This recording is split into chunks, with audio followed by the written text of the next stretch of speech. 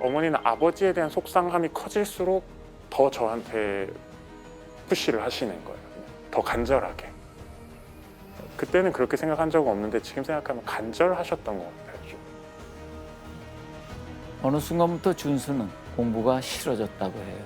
결국 엄마가 그토록 바라던 외고 입시에 떨어지고 맙니다.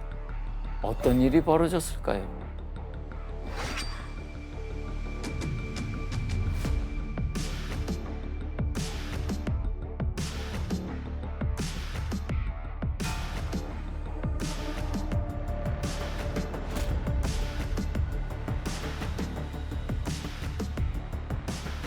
칠 번 아이언 아시죠? 준수도 중학교 때 골프를 배웠어요. 성공하려면 골프 칠 줄 알아야 된다. 엄마 플랜에 따라서요. 그때 7번 아이언을 처음 잡았답니다. 외고 시험에 낙방한 뒤에는 7번 아이언이 매로 바뀌었습니다.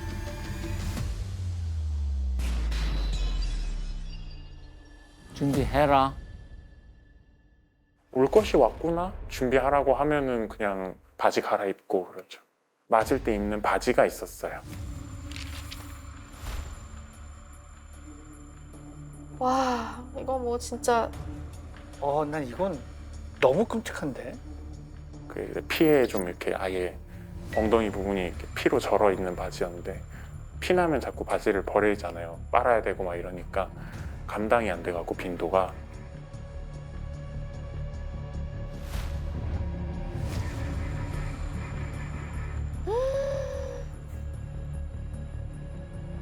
그거는 뭐 빨지도 않고 그냥 계속 맞자 하면 이제 그거 입고 맞고 그랬죠.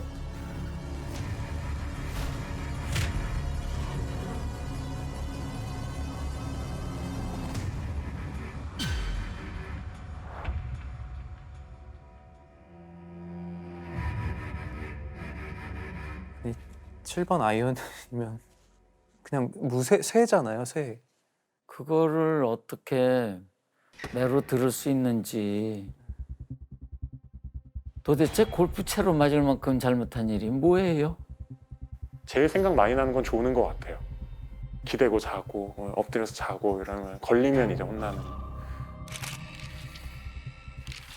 제가 공부하는 데가 거실에 있었어요. 그래서 저는 거실에서 공부하고 어머니는 안방에 계시지만 안방 문을 열어놓고 계셨어요. 안 졸면은 뭐라도 소리가 공부하는 소리가 나야 되는데.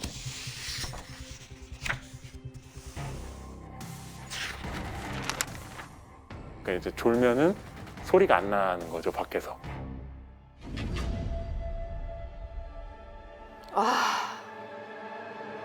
제가 졸아서 혼이 나기 시작하면 다음에 안 졸기 위해서는 어떻게 하겠다라는 대안을 내서 어머니를 설득을 시켜야 됐어요.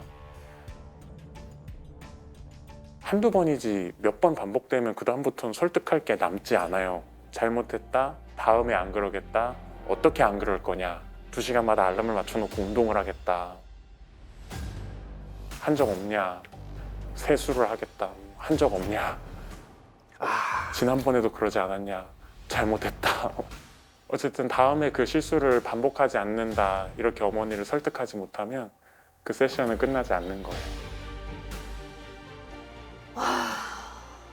세션. 혼나는 게 길어지니까 시간이 낭비가 된다. 낭비하는 시간을 줄이려면 시간을 재서 맞으면 너가 조금이라도 빨리 끝낼 거다라는 어머니의 논리가 있었어요. 그래서 시간을 재서 40분에 한 번씩 이렇게 정산하듯이 맞았거든요. 아니, 정산하듯이 맞는 건 뭐야? 정산을. 아, 진짜 정신이 아득해지는 용어들이 막 등장을 하는데. 졸고 훈계 듣고 맞고 공부하고 다시 졸고 훈계 듣고 맞고 공부하고 그렇게 무한 반복하다 밤을 새고 학교 가는 날도 있었습니다. 그런 날은 의자에 앉기도 힘들어요. 흘러내린 피가 굳으면서 바지가 살에 달라붙거든요.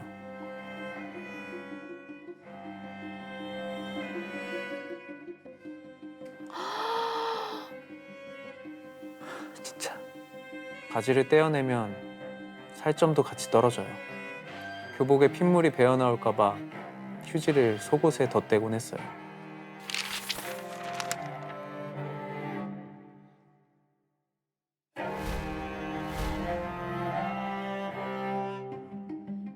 이런 말 하잖아요. 너덜너덜해진다고. 준수는 몸도 마음도 너덜너덜해졌지만 엄마는 지치질 않습니다. 엄마는 준수가 등교한 후에야 잠을 잤거든요. 오후 4시.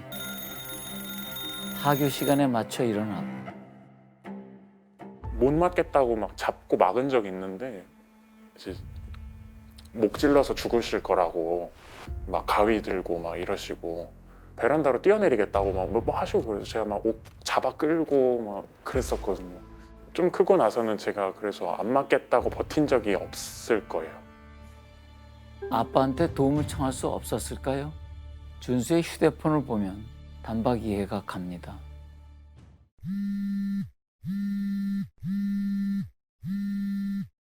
큐 인간이라고 써놨더라고요. 크 인간. 내가 전화하면 크 인간인 거예요. 어. 내가 믿음을 줄 만한 행동을 하지 않았는데 애가 무엇을 보고 아빠를 의지하겠어요. 아빠는 자기를 버리고 나갔고 다른 여자 만나가지고 살고 하는 그런 모습 속에서 애가 아빠를 의지할 수가 없는 거죠. 나중에 이제 내 자신을 돌아보면서 아, 나는 정말 인간적인 인간이 아니었었구나 그냥 인정을 하게 되더라고요. 중학교 전에는 괜찮았어요.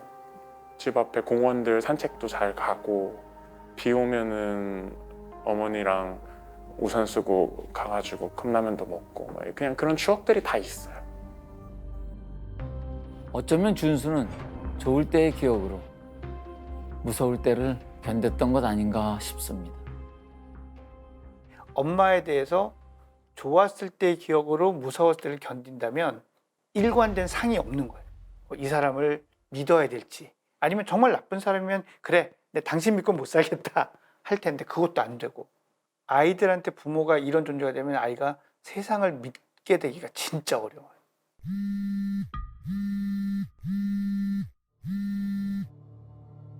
나한테 연락이 와가지고 병원에 가야 되니까 빨리 오라 그래가지고 갔던 적이 있었어요. 아빠 빨리요. 엄마가 다쳤어요. 연락을 받고 온 아빠가 엄마를 싣고 병원으로 갔습니다. 뭐 피가 많이 났었죠. 머리 꼭대기가 막 헤어질 정도로 애가 자기도 모르겠는데 갑자기 때렸다는 거예요.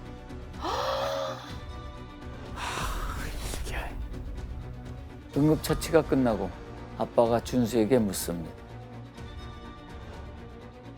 강준수, 솔직하게 말해봐. 어떻게 된 거니? 제가 그랬어요. 제가 엄마를 때렸어요.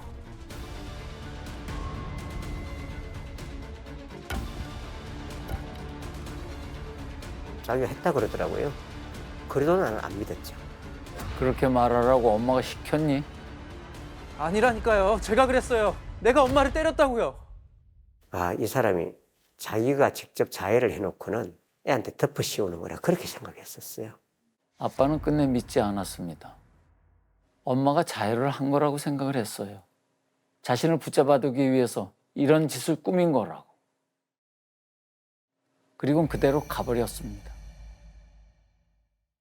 엄마와 준수만 남겨둔 채로. 아,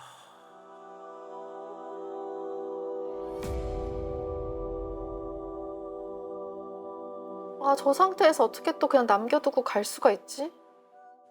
그 더 심할 수도 있는 생활로 돌아가야 되는 거잖아요, 준수는. 저때 아빠가 오해를 하지 않았으면, 네. 저 때만이라도. 그치? 마지막 기회였는지도 모르는데. 네. 그리고 저렇게 마지막 구원을 바라는 손이 뿌려쳐졌을 때 그 허탈감과 허망함과 우리가 이렇게 돌이켜 보니 그런 거지. 결국은 종착역을 향해서 가고 있었을지도 모르지. 또 버림받았다는 생각이 들었을 수 있고 이 나를 도와줄 사람은 아무도 없구나 이런 생각을 했을 가능성이 되게 크거든요. 이게 사람을 되게 극한 대로 몰아붙일 수 있어요. 준수는 결국 자포자기 상태가 됩니다. 책을 펴도 눈에 들어오질 않고 당연히 성적은 떨어집니다. 엄마가 무섭지만 그렇다고 성적을 올릴 자신도 없어요. 그때부터였을 거예요. 성적표에 손을 대기 시작했어요. 모의고사 전국 석차를 2,700등에서 1,200등으로 고쳤어요. 엄마는 만족하지 않아요. 다음엔 250등으로 고쳤어요. 그것도 안 된대요. 어떻게 고쳐도 엄마는 만족 못해요. 결국 7번 아이언으로 맞았어요.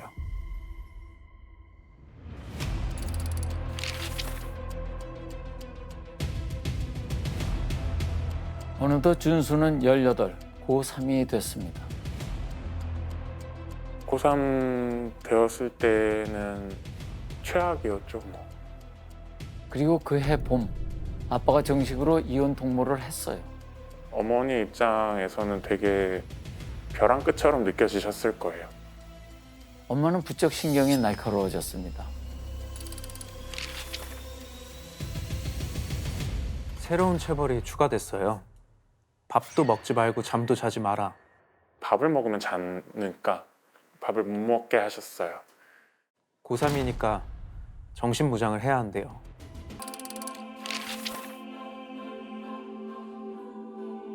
그때 밤을 새고 혼이 났었어요.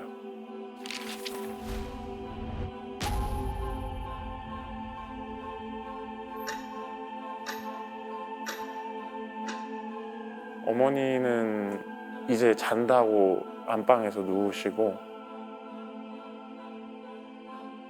저는 거실에 나와서 이제 책상에 앉아서 공부를 해야 되니까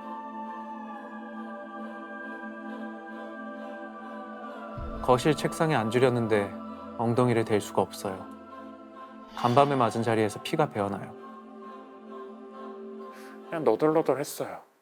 뭐 맞아서 그런 것도 있고 그래서 이상한 모르겠어요. 그래도 참고 앉았습니다. 그날 계획표 뭐 짜네 마네 이러고 앉아 있다가 잠깐 멍하게 있었어요. 그냥 책상 위에 탁상 달력이 눈에 들어와요. 그걸 발견했을 때 그때는 진짜 가슴이 철렁했죠. 맞자고 할 때 철렁하는 그런 수준이 아니고 그냥 전날 세상이 끝난다고 느꼈어요. 학부모 입시 상담이 보였어요.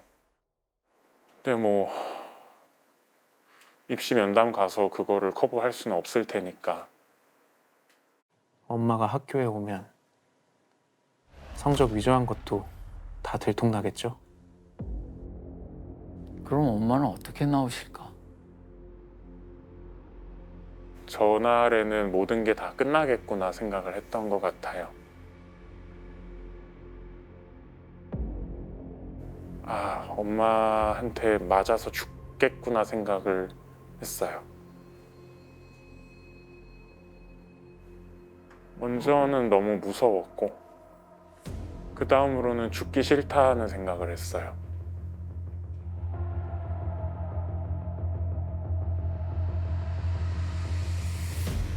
준수는 자리에서 일어났습니다. 부엌으로 가서 칼을 집어 들고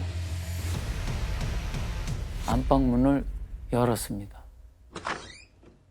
엄마는 자고 있습니다. 안방으로 들어갔습니다.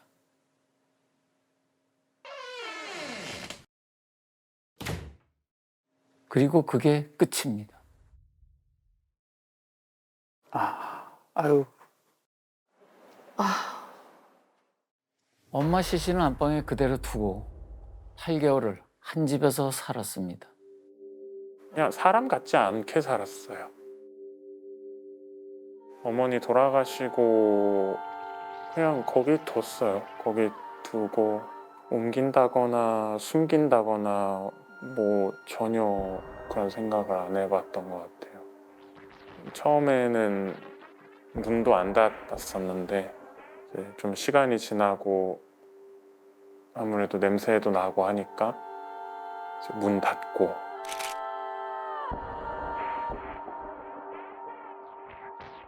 그 뒤로 계속 그 거실에 불을 켜놓고 살았어요. 뭐 악몽이라고 해야 될지 환청이라고 해야 될지 뭐 어머니가 부르시는 소리를 듣기도 하고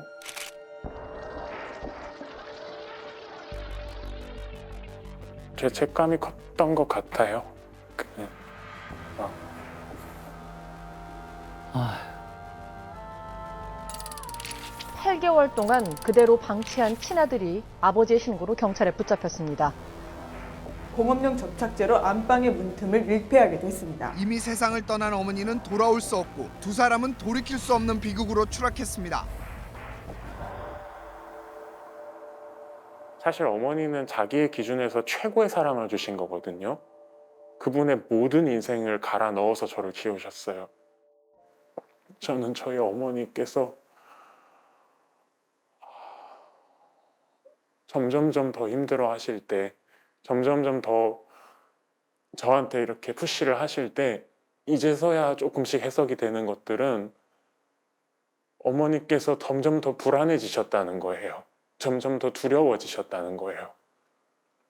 제가 진짜 후회되는 건 저희 어머니께 내가 아니어도 어머니는 대단한 사람이고 귀한 사람이고 어머니는 충분히 사랑받을 만한 사람이고 어머니를 위로해드리지 못한 게 너무 후회돼요. 만약에라도 돌아갈 수 있다면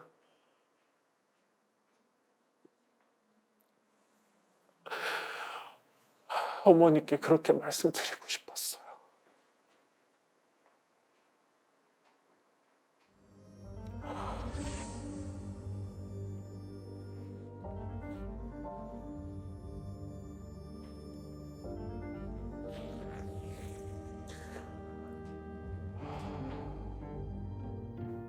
고3 아들에게 법원이 징역 단기 3년, 장기 3년 6월을 선고했습니다.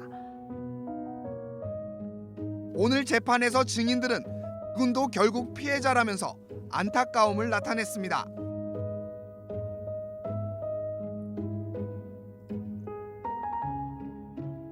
계속 폭행을 당해왔고 누구에게도 도움을 받을 수도 없었고 요청할 수도 없는 극한 상황이었다. 그리고 그 범죄 일어나기 전 3일 동안 이런 상황에 있었다. 그러니 이 아이가 도피할 다른 방법이 없었다. 어머니의 폭행으로부터 자신의 생명을 지키기 위해서 선택한 최후의 수단이었다. 이례적으로 관대한 판결이었답니다. 사건 전 준수가 스스로 해결할 수 없는 가혹한 상태에 있었다는 게 그 이유였어요. 우리 법이 내릴 수 있는 최저 형량이었습니다. 이 판결에 대해서도 보는 사람마다 생각이 다 다를 겁니다.